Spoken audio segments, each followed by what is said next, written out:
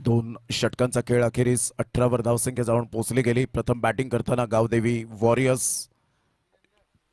वीरेंद्र शेवटचं षटक हाताळण्यासाठी गोलंदाजी मार्कवर धावसंख्या 18 वर जाऊन पोहोचले। म्हणजे या षटकामध्ये मॅक्झिमम 15 धावा जर आल्या तर 33-34च्या घरामध्ये जाऊ शकेल धावसंख्या। बॅटची एज अँड टेकन अतिशय चांगला झेल टिपला गेला आणि फलंदाज बाद होताना पाहायला मिळतोय। आणि 500 रुपये रवी भांजा यांच्या माध्यमातून बाबू यांच्याकडून 500 रुपये मात्र लागू झालेले आहेत। आणि बल्ली पांडव थोडेसे खुश सुद्धा पाहायला मिळत आहेत। अलगत झेल टिपला गेला, चांगला झेल टिपला होता, फलंदाज बाद।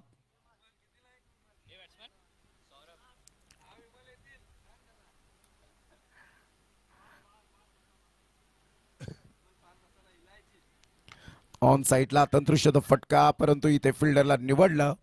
अतिशय चांगला झेल, फलंदाज बाद।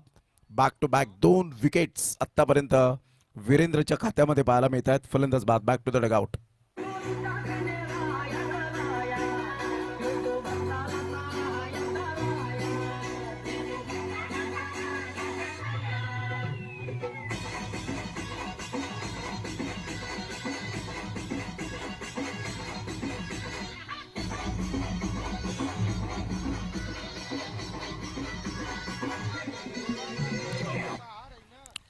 Virendra is on a hat trick.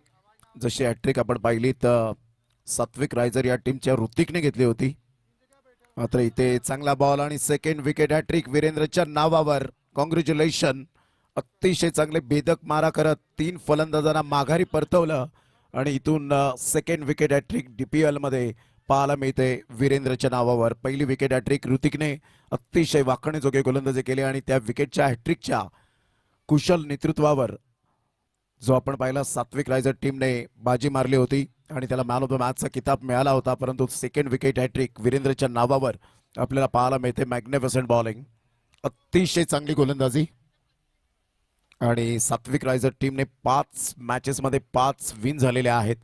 हा सुद्धा एक रेकॉर्ड या डीपीएलचा आपल्याला पाहायला मिळतोय। धानी प्रीमियर लीगचा संपूर्ण खुश आहेत त्यामध्ये।